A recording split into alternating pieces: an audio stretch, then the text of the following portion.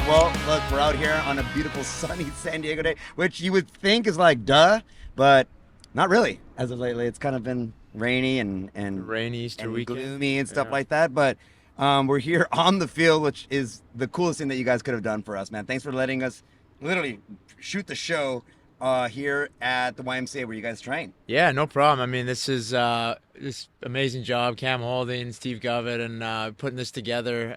It's brand new, so we're proud of it, and it's good. Our old facility, we would not be doing it there. Yeah, no, No, it's kinda rough. But it's pretty awesome. It's brand new. NHL boards in here. It's the turf's unbelievable. So And it's we're super, pretty spoiled. dude, Yeah. it's super soundproof. If somebody's yelling at you, you can't hear them from there. We're putting the scoreboard up and things like that. You got to go all the way around to here and talk Is to that by somebody. design, like so that hecklers and stuff don't really get in your way, or is it just because the thickness of the glass needs to be Yeah, that because you I guys think are it's- slamming into it? I think you want, with the arena like we were talking about earlier, you want it nice and loud in there, but because this is so sound and sturdy and it's got, the boards are, you feel it when you get hit into those, but they're not going anywhere. Where if you kind of have one of those makeshift roller hockey rinks and you get Yeah. 200-pound guys running into each other, the boards are moving all over the place and falling over. Dude, Mr. Berg, thank you for jumping on the show. Dude, I would say, and this is not an insult to anybody or a diss to anybody, but I think I've seen your jersey. I've seen Berg on the back of somebody, on somebody's back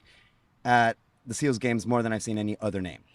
I'm not kidding. Oh, Like, that's before I awesome. met you, Yeah. before anything, I was like, Berg. Okay. Oh, Berg again. Okay. This Berg guy, it must be like, it must be pretty good. And then I look you up, and you're even better than I even thought.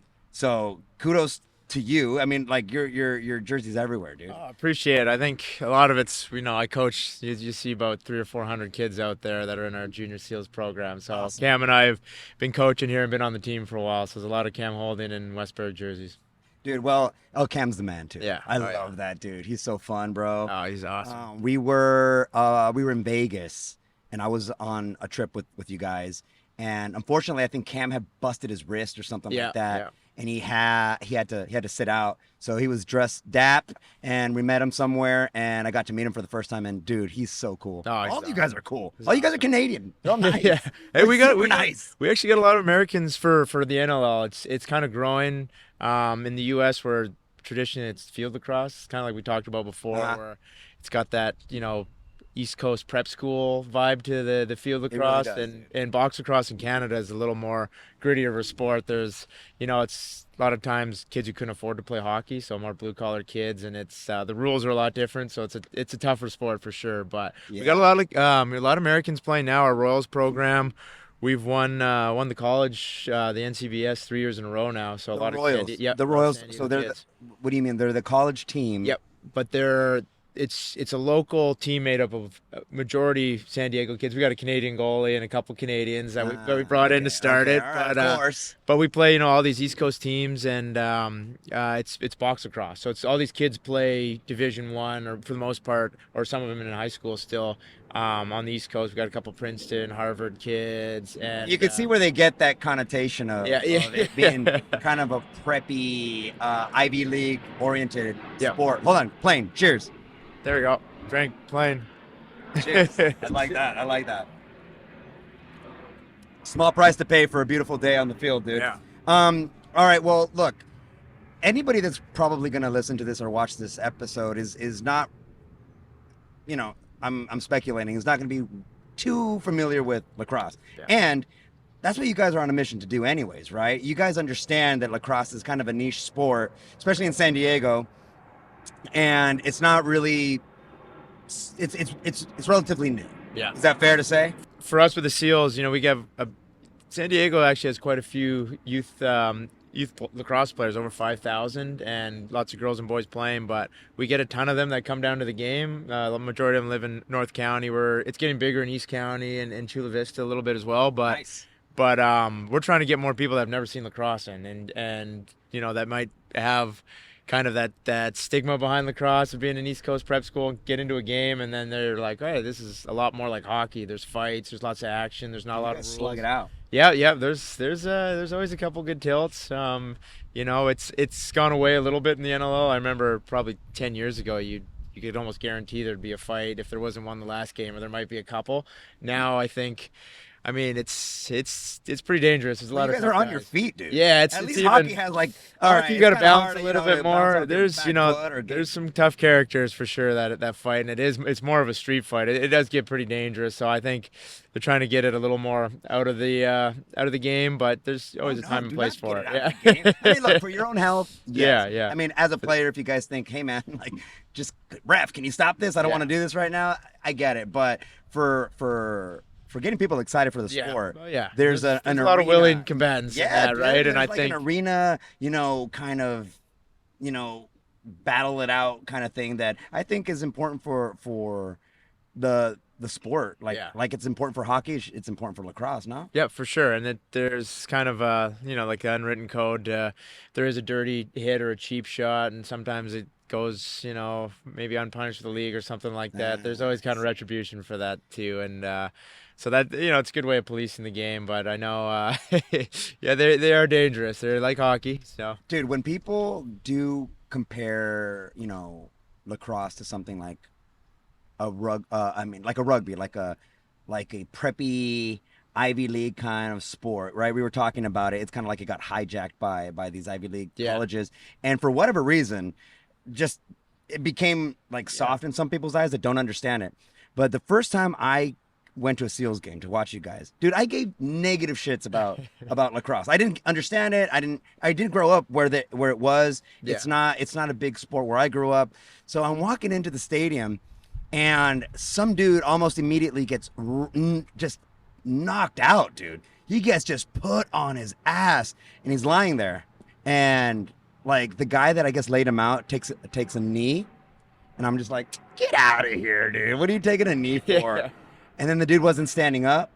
I'm like, hey, you got hit pretty hard, I guess. And then everybody kind of started coming in, and everybody got on him like, okay, how hard are you guys hitting each other? And literally, I was, throughout the whole game, I was paying attention to the kind of aggression and the contact that you guys were doing during gameplay. And I was like, this is not a soft sport at all. This is intense. You guys are ramming into each other full clip. Yeah, for sure. And the origins of the game, it's come from Native Americans that have played here for hundreds and hundreds of years, and it was originally it was to settle disputes or prepare for war. So it's kind of it's kind of gone from there, and I think the box lacrosse is probably the more physical side of it for sure. Field lacrosse, there's some good hits, and it's still a rough game. You get a lot of slashes and stuff like that, but the box is definitely, when we play with the Seals, that's Right. kind of Right. where the men play for sure. I mean, I think the only time I saw lacrosse was like an American Pie. Yeah, Remember that? Like yeah, that one little That's- clip where they're playing and Yeah. they make it looks badass, but it did look preppy. Yeah, oh yeah. You get a lot of that, which is, it's funny, but I never really understood it until I went to college. I went to Denver University, and we didn't have as many Connecticut prep school kids or Baltimore prep school kids, but when you get a couple of them, you're like, I get it now. I get where, the kind of the lax bro and Got it. preppy schoolboy thing comes from, and it makes sense. But where I grew up, most of the kids that played lacrosse are kind of from tougher backgrounds, and Well, so so lacrosse is huge in Canada, right? Yeah. Maybe number 2 to hockey. And let's get into the decorated resume that is Wesley Berg's career in lacrosse so far. How old were you when you got into lacrosse, and how did that come about? Were you like, you know what, this is the sport for me? yeah, I mean, before I could remember, my dad got me a stick probably when I was, just kind of crawling around. I had an older brother who he got into playing hockey and lacrosse, and so when he was picking up, just starting practice, I was kind of crawling around, throwing a little mini stick against the wall, so I could throw a ball probably before I could walk. And then grew up playing hockey and lacrosse my whole life, and my dad was from Prince George, so kind of more of a mill town, like way up in northern Canada. Hard Yeah, people come out of something like that. Oh yeah, there's a lot of good hockey players that have come out of there, and actually Chara, who played on the Bruins, you're probably thinking of, he played in Prince George, and he got in a lot of fights, but I think that's where he learned to fight really well, because guys were coming after him for being so tall. But so he grew up playing hockey, and lacrosse was kind of getting bigger there, where it was more of like, all right, once the ice would melt and you'd get a facility like this, you'd play box lacrosse in the summer, and then Okay. when he moved down to Vancouver, in the Tri-City area where I'm from, it's pretty big there. So yeah, I played kind of my whole life, and I was lucky. I had Dan Perot, who's in kind of a Hall of Famer in the Canadian lacrosse league, and I had him as coach. I think every second year. His son Daniel was a year older than me, so every second year I'd be coached by him, and my dad, and then I had awesome coaches growing up. So I got really spoiled, I think, with Yeah, it sounds like it. yeah, It with sounds like having it was meant to be, but yeah. kind of not necessarily, right? Because you really loved hockey. Yeah, yeah. So I mean, hockey. I think the the issue is in Vancouver, you don't get the nice, even Prince George or some of these other places up north, you don't get the nice outdoor rinks where you can go out and play all the time. Uh-huh. So it becomes really expensive if you want to play, especially for the younger guys. You're practicing at 6 a.m. I was never a morning guy, but then if you really want to put the time into it, a lot of these winter clubs and things where you can go and get ice time and really work on stuff, it costs you thousands and thousands of dollars a year. Now it's some crazy. A lot of these hockey academies are like $100,000, Dude. and it's wild. So the ice is so expensive in that area that lacrosse was something that I had all my buddies in the neighborhood, and we had a facility not as nice as this. It was on asphalt, but a beautiful facility that you could go pretty much any time and go shoot around. You Yeah. have a buddy, Yeah. strap him in net and get to shoot on him. And so I think that was one of the cool things. It was something we could, didn't cost us a whole bunch, Yeah. and we could go out and play, and you get really good, and you have some success, so you enjoy it. But I love playing hockey too. That's kind of unfortunate, right? Like the price of entry for a lot of these awesome sports Yeah. that you would otherwise want everybody playing. They just their bracket, their finances, they Yeah. just wherever they are, I guess, in life, it's just not unless they're really adamant about making an investment in kids. Parents just don't go that route sometimes, right? Oh yeah, and you see it all the time too, or the parents get too invested in some of the kids that were supposed to be, the NHL superstars never panned out, and the kid who kind of stuck it out and worked hard ended up going to college or played junior and then goes to the NHL. So it goes kind of, it's not always just the money and the dedication into it, but it definitely helps for hockey. It's a skill sport, right? Where it does cost either way. It's going to cost your parents quite a bit of money, and I think with all my buddies playing lacrosse and not having to travel a ton too. Hockey, it consumes your life. Like you're traveling every weekend, and lacrosse was kind of more. You start up in April and you're done by August, so you get a full. Oh, that's sick. Yeah, until junior, where it kind of runs. When you get older, it runs through a little bit longer. What is an investment like to start up in lacrosse? Like if you're a parent out there and you're like, yo, this would be dope for my kid, what really do you need to get started? Yeah, it depends. I mean, and the wild thing is you can play field and box lacrosse. So registration can be. I feel like for club sports and field, it's always a bit more expensive because everybody's chasing a college scholarship and program. You're doing a lot of these traveling tournaments and fees to get into that, and his travel's crazy expensive. But That's it. box, I mean, Cam does an awesome job of when we run our Junior Seals program of making it affordable for a lot of families, and the gear is kind of expensive. Sticks like this one can be $250 when it's all said and done, getting it strung properly and all Right. that kind of stuff, and they break, and the helmets and gloves can be expensive, but it's never And the once gear you got doesn't. all that, you're Yeah, it's you're just a usually matter of pretty keeping up good. with the travel and whatever fees you incur for being league dues or whatever. You know what I mean? For sure. Do you ever did you ever mess around with lacrosse or hockey or anything, Rick? I didn't. Not my thing. No. It's never a thing. I did a little like street hockey because I could never skate. Oh, yeah. So we kind of did a little street hockey when I was younger, but other than that was it. I remember playing street hockey with Yeah. the little red puck with the white.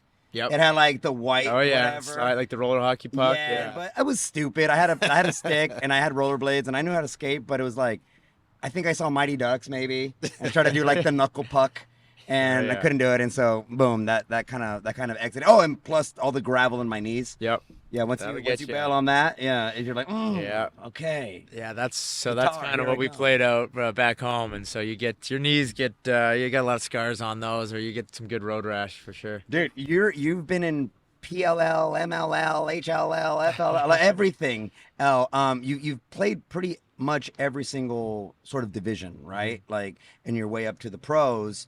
And And honestly, I'd waste. I can't rattle off because I just don't remember the laundry list of accomplishments that you've had already. But you've been Player of the Year. You went to the NCAA double A championship with your team in Denver, Yep. right?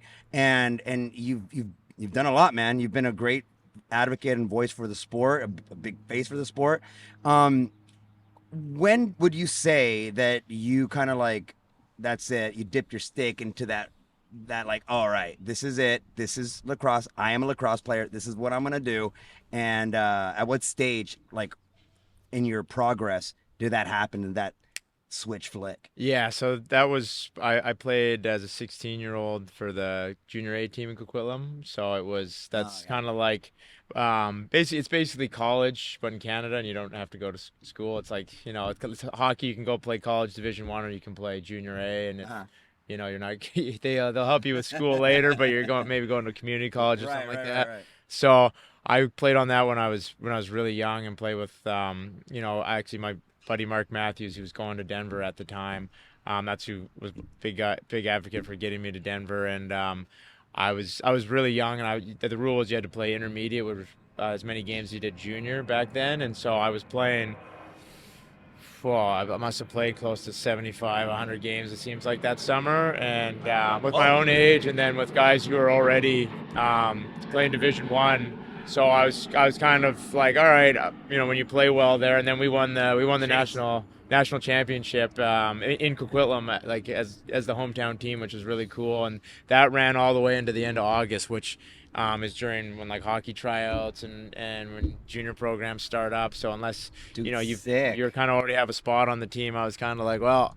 And I got a Division 1 scholarship out of it to Denver, and so that's when I kind of committed and was like, all right, I'm going for lacrosse. I was still playing hockey for fun, but hockey's one of those sports that it's so competitive. You've got, guys in Scandinavia, Russia, everywhere that are playing, and Canada, U.S. And if you're not, all in on it, it's you're not making the NHL. Yeah, that's dude, for sure. but Or even getting to college. Yeah, but do you think? I mean, you're just an athletic phenom on the lacrosse field, but if you would have taken that route, I'm sure you would have made it to where you wanted to go. You never know. I mean, a lot of it comes, injury luck with that, too with hockey, and a lot of it is when you get to the next level is how you play at that point. And I think lacrosse I might have been a little more naturally gifted at, but hockey, like I said, when we were playing. When I go up to Prince George and you play every day, and you're like, wait a minute, now you're skating a little better than everybody, and your hands are there. And I think if I would have stuck with that, I hope I could have played maybe Division 1 or something like that in college. NHL is, it's a little bit different beast than the NLL, even because you're mostly just competing Canada and the U.S. now. And I think I'm hoping eventually gets to that point where there's lots of people in Asia and Europe that are playing, and it grows to this worldwide sport similar to baseball and basketball and hockey. But I think I was pretty fortunate to be playing where I am right now. Hockey, you never know. I know there's a lot of people who I grew up with, even that thinking they were going to make the NHL and they were going to be a superstar, and they didn't even get a sniff at it. So you never know. But yeah, being an athlete and having the mindset, you kind of think that if you would have stuck with it, you usually think you could do anything. So yeah, no, I'm sure you would have. Dude. Drink. All right. It's getting lighter. That's how many planes are coming by, dude. I'm like, I might need another round. Yeah. I Googled I Googled you and saw some of your YouTube highlights. Holy shit. Holy shit. Just do that. Do yourself a favor, go on YouTube and go Wesley Berg, and there's like 15 different videos of you just annihilating people. There's like, I forgot what team, you guys were playing, but you were in college, and it was just, dude, your name was just called like 6 times, like back to back. Berg. Oh, well, there goes Berg again. And it's Berg. And the nature of your position kind of sets you up to be that guy, right? Like, that's just your position. You're a forward? And so you do a lot of the shooting. Your job's to score goals, for sure. Yeah, your job is to score goals, so fair enough. But, dude, you were doing some crazy stuff. Like, you were lateral in the air, grab the thing, and, like, right before you hit the floor, you would, like, switch it, fling it, make the goal, and then hit the floor. Like that's some Matrix ass shit. Yeah. The shoulders get pretty beat up Yeah, from are you doing pretty that banged kind of up? stuff. Are you pretty But banged up? yeah, you get you kind of that's the fun part about lacrosse is the athleticism plays into it. So similar to like dunking a basketball, but you're not able to grab onto anything. So sometimes you gotta change your plan of action in the air, and sometimes it kind of looks like you're hot dogging it or throwing trick shots, but when it goes in, it fools the goalie. You look smart. So, Dude, and it is wild. It is wild. And I want to talk a little bit about the differences, maybe even strategically between field lacrosse and box lacrosse. But before that, like one of the other things that I forgot to mention is that when I was at my first game, the goalie is like he looks like a Roblox. He's huge Michelin Man. and he's all this padding and again me being just a dumbass. I was just like, come on. Like first off, he's taking up most of the field, most of the goal, Yeah. the net. Like how the hell are you gonna do this? Second off, how hard can they be flinging these balls? Like you need that much padding, bro. Then they tossed over like a real lacrosse ball. And I'm like, you guys are flinging this thing at like crazy speeds. They would wreck you. Yeah. I'm sure it doesn't feel nice when you get wrecked by one of these No, things. they hurt. I mean, they're about as dense as a hockey puck. They have a little bit more give to it, so you don't get split if you get hit as much like a hockey puck, but they hurt. They'll if you don't have anything on you, they'll shatter your nose, they knock your teeth out. 100%. Guys get ribs broken. I mean, the field lacrosse goalies it's probably the craziest position in sports because it can be like a freezing cold day. It'll be snowing out, and guys are shooting the ball 100 miles an hour, and they have nothing on their legs. They have a small chest protector here, nothing on their arms, a helmet, and maybe a throat guard, and then gloves that are like, so if you're a backup goalie in college, it's got to be the worst sport in the world because you're just taking shots and you're breaking your like. I had a goalie in Denver who I think he broke his thumb 3 times in 1 year, like bad break. I can't, if my thumb breaks I'm once, like- it doesn't heal in a year. Oh, and then they get these things like these bursa sacks where they get hit in the shin and it looks like the lacrosse ball is just in there and hanging off, so they have to like drain it, and you can just see the dents and like the bruises on. Oh, it's the worst position I think I've ever seen in sports. That is the gnarliest thing Yeah. ever. Yeah, you got to be at least in box, like you said. They're dressed up like the Michelin Man out there, so you get a lot of pads. For It sure. still hurts. Like if you hit the goalie below the belt, they're not happy with you. Or you hit him in the head, it hurts, and you can get him in the throat, or just bad part of the wrist where there's no pads and And you're able to wind. So like, unlike hockey, you guys are wearing shoes. I mean, you guys have traction. You guys are able to load up, and then it's not your arm that you're throwing it with. It's like a stick, and you guys are professionals of finding the maximum kind of leverage to make sure it goes as fast and as hard as possible with the ability to plant down on the leg and make. That is insane. That's kind of like a different sport. Yeah. Like, Jesus Christ. I'm sure but like in terms of like miles per hour, like how fast can you?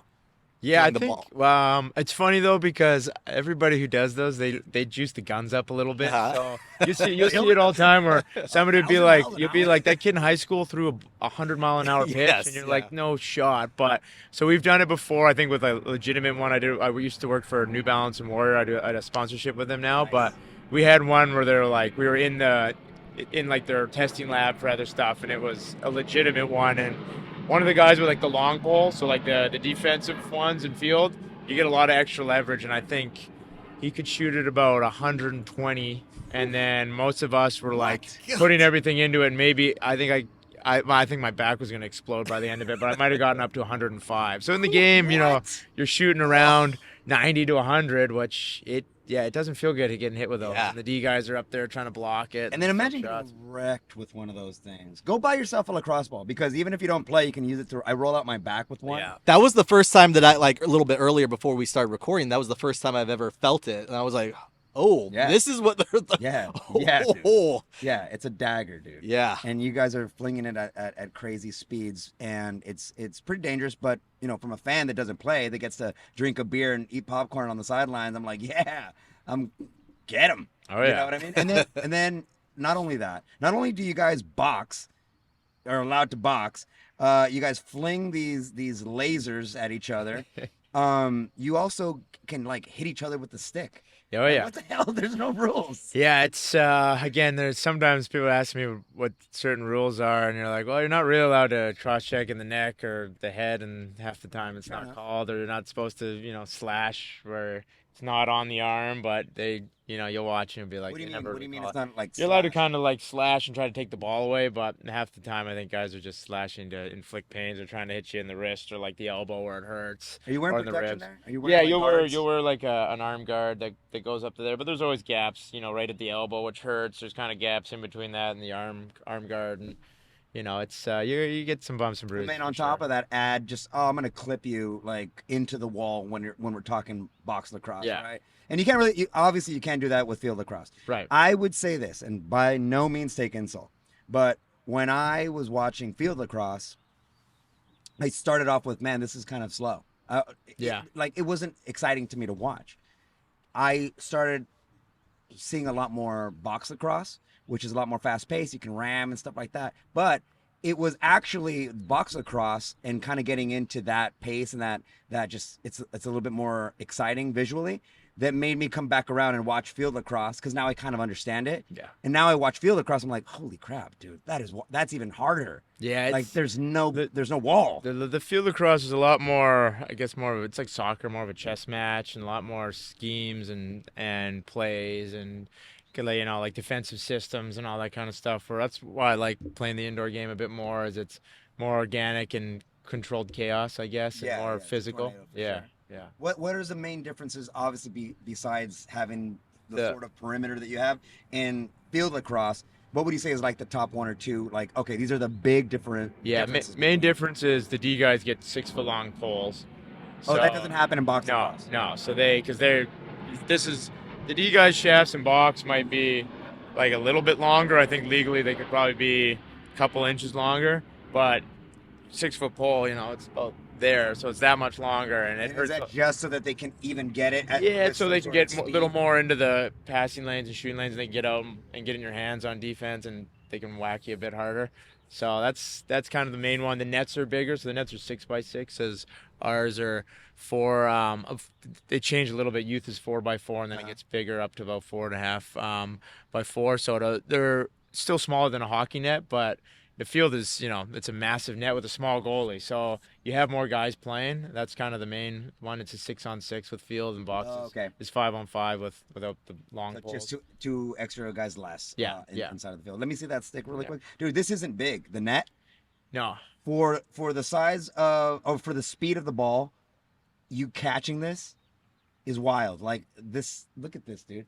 It's coming at you at a Berg 105 miles an hour, and well, you're we just gonna pass a little bit slower than that. Pass probably 30 or sure. 40. But Like, but dude, this is kind of crazy. yeah, It's kind of crazy that you lob it, having control of what the ball's gonna do at any given point on the field is honestly it's really impressive. And like I told you, man, I think I have like two sports that I really follow. It's NFL and it's UFC, right? So it's either like giants clashing into each other or like shin bones thrown at faces. yeah, So like I'm not into golf, we'll say. I'm not watching it. I'm not watching golf. And I thought I wasn't going to be into lacrosse because for whatever reason, I thought it's polos yeah. and pastels. And then I go to Seals game and this guy, I'm telling you, dude, gets wrecked and these guys are just slamming into each other and the goalie is like he's still nervous wearing the Michelin Man suit and he's like, oh, this is still gonna suck. Like that's pretty intense and that's what I like in a sport. Is that one of the things that really continues to keep you in the game? Is that there is still that savageness to it? Yeah, definitely. I mean, it's one of those games where it's not for the faint of heart for sure, and you get.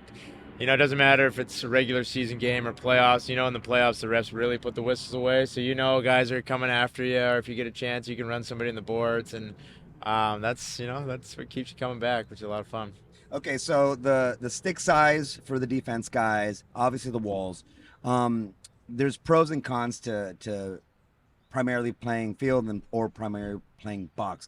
At this point, have you played more box than field, or the opposite, just given your career? It's been probably pretty close now because college, you feel like you're playing. I mean, you practice almost every day, Yeah. and so I was probably on that field a lot. And then you know, in the summer, you're playing Canadian box. If you're playing that, you're playing, it's 30, 40 games, and then juniors similar too. So when I grew up playing a bit of both. Now it's probably pretty even because I play in the PLL with the Redwoods during the summer, and you're kind of traveling Yeah, I around saw that. playing about less games, but it's probably evened out. I'm probably playing 50-50. The box season is longer, and it's the playoffs are longer. It ends up being series, which is fun. So Yeah. you get more games in the box. I'm probably playing just a little bit more box, but I enjoy playing the indoor game a bit more. Okay, So, I was gonna ask if you like playing field or box more. What is it about box that you like more? Is it just because what you said? It's like it's a little bit more organic. Yeah, kind of yeah, a that little bit nature? more of the freedom of not there's not as much thinking about against schematics or plays that are drawn up. It's a little more like basketball where there is some of that stuff, but a lot of it is, you're trying to run similar to like a triangle offense and have some movement, but not be, X's and O's. You have to be right here when this guy's doing this, and you're structured to do the whole thing. So offensively, it's a little more fun. You can as a forward in field, you can't really do much. You can't set like hard picks or run into guys. In box, you can run over and you can get a defender and blow them Yeah, up, dude. and Now we're a lot of the talking. times, right? And so you can kind of give it back a bit more in box, which is fun. And you have to play a bit of D because you get stuck on D, and I like, every once in a while playing a little bit of a transition game as well. And so I think I've grown to like the field lacrosse game quite a bit, but it's just not as exciting as box and not as physical. How different does the fact that you guys have a fan base that can pound on the walls and bring that sort of energy? Is it a distraction more than it is like a pump you up, or the opposite? Like Oh, you want that energy. yeah, I mean, that's the coolest thing about our fans is like, we're still working on filling that building, but when you get 5,000-6,000 strong in there, it gets loud, and they're passionate group, and it's like you said, they're banging on the glass, they're screaming their heads off. There's times in there where you can't hear anything. It gets so loud. Dude, I've seen the fan base just get crazier over Yeah. the years. I'm sure obviously you have. But when I first went to the Seals game, my first one, and I will say this about the Seals currently, the State of the Union here in San Diego, you have a very passionate fan base. Mhm. You might not have a lot of people like starting to Right. trickle. They're starting to Working trickle. on it, yeah. You're working on that part, but the people that are in are Oh, yeah. in, dude. They're diehard, and it's cool because a lot of these families that you're coaching their kids, so you get pretty close with a lot of them, and a lot of our corporate sponsorship too, that you guys that that do business with the Seal and Radies, and you do a lot out in the community, so you meet these people, and then they're out there drinking beers and they know you, and they're in the game. It's like their kids in the game, right? And they get rowdy, and so you got a lot, like you said, it's not a huge fan base. We're working on growing it and trying to get more of the college kids in there, and more people that have maybe don't understand the game yet or haven't seen it but are sports fans. So we're trying to get kind of that side of it away. It's great that we have so many passionate lacrosse fans, but we want to bring the game to some new families and get more kids playing the game as well, so you grow the game of lacrosse out here in San Diego. I was talking to you a little bit earlier about this particular part of your organization. What you guys, I would say, do, I mean, you do it exquisitely, I guess you'll say. You guys do it so well, is that community involvement, but that fan base, you take so much care of your fans. You guys are every single game there's a line where you are just going to sign a jersey, and where everybody that comes to the games feels like they're in a safe place. They get to, obviously they get to unleash their savageness out, like out there in the stands and yelling and stuff. They get into it, but it's such a family friendly environment. Even with what we're talking about, like the nature of the sport, the banging on the thing, it's so friendly when you're there. You feel like, oh man, this is awesome. I want my kids to be a part of this. Yeah. That's got to be great. It's pretty cool, right? And like you said, or like we talked about earlier, when you know a lot of those people and you see them around, and you go, some of them I've coached, so you'll go to their high school game, and it's two kids you've coached playing against each other, and you see their parents and stuff in the crowd that are Seals fans. It's pretty special. It's a tight knit community, and you know, they're again, there's some diehard fans out there that are jumped on the Seals train when it first came into town, and we want to win a championship for this organization, but for the city too. Well, So look, you're practically almost there, my dude. You guys, as of today's recording, you guys have clinched the playoffs. yep, And you guys are going to be battling for a home spot, yep, that's right. So that's crazy important. Yeah, big time. I mean, it's the more, first of all, we want to be able to play in San Diego in front of our fans, and the earlier we can, you know, get a spot clinched in the home game, the earlier that we can start getting a date down and promoting it. So we want to. That's the goal. We want to be packing that place to the brim where there's not a seat left. So the earlier we can kind of clinch a playoff spot and start marketing, the better. How when you first got onto the Seals, there's always culture shock, right? Because you always have to play a little bit of the adaptness game, or you have to adapt a little bit. Did you find that it was just a quick, easy transition when you were when you came over, that the chemistry was just kind of already there, or were there a few adjustments and a few like other habits that you needed to kind of like shed off into the new team? Yeah, that's again probably like we talked about with box. There's some guys that you played with growing up your entire life and similar habits, and playing with so many kind of Canadians that have gone through the same system. It's usually more of a seamless transition. We've had quite a few different players come through the Seals organization, so it's always building kind of that chemistry, and fortunately we've had quite a bit of success during the season, and we're trying to look make it that long playoff push this year. So that's kind of the big one for us. But we're still building. We got a young goalie who's playing phenomenal. Who's your goalie right now? Chris Riglieri. And, Okay. yeah, and he's been he's one of those guys that he just gets better as the game goes on, and he makes some clutch saves. And our defense has a ton of confidence, so they can play a little more I think aggressive and take some risks. And but offense is we've got a little bit more work to do as of the last couple games, but we've got a lot of firepower, and games that we go off, we're able to put up some good numbers. So we just got to keep doing, keep building here. Yeah, exactly. Got to keep it 110%. Well, we got to score some more goals, so that's part of it. But we'll get there. Well, look, dude, you guys are definitely on fire. It's not your first time in the postseason, so it's like I was talking to Adam. By the way, your team, everybody surrounding the Seals organization, is so they miter their corners, dude. They're so organized. They're so awesome. They're so great to deal with. Like I work for a company that has a few different partnerships with a few different athletic programs here in San Diego.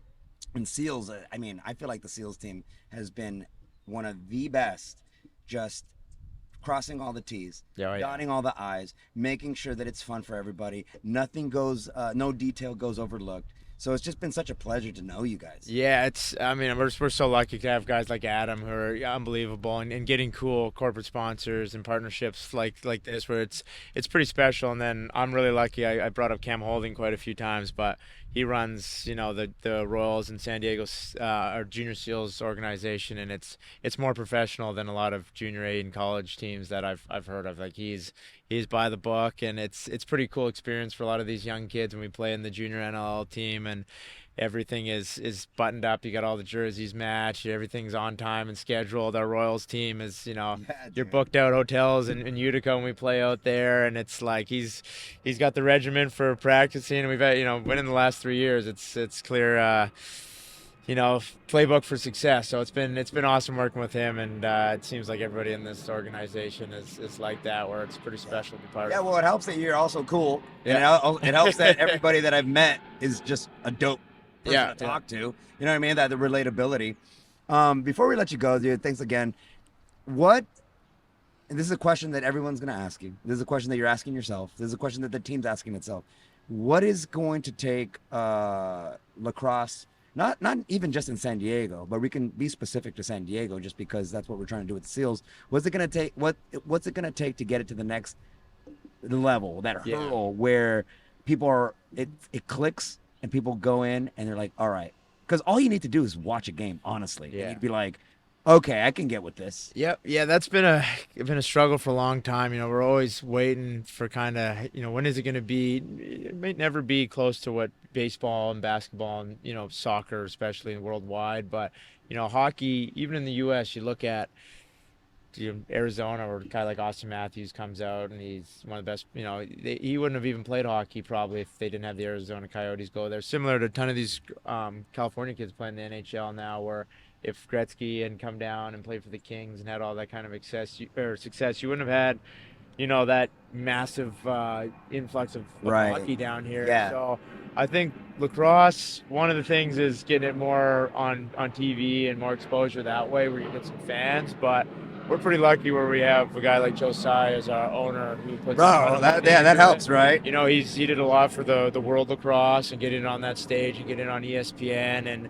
and getting in front of people where that's part of it. Because you look at the NBA where they have that the huge TV contract in China and all these places, and you have these fans everywhere where you get a lot of people who are lacrosse fans, they watch the game, but the NFL to me is crazy because there's so many people who in the US they'll talk shop about football for hours and hours and they probably never played a snap in their life, right? Exactly. But they're diehard fans. They want to get their kids involved. They'll watch every NFL game on Sunday. They'll get involved in fantasy football and like same thing. I love watching the NFL, but that was during hockey season, so I never played football competitively. You go throw the ball in the backyard and play tackle football with your buddies, but I still love the sport. And lacrosse, I just don't think it has that yet, where unless you grew up or your kid is playing lacrosse now, it's not quite to that fandom where there's these crazy fans like soccer and football. And so I think I'm hoping you're always if you watch a game that's in Buffalo and in Calgary when there's 16,000 17,000 fans out there,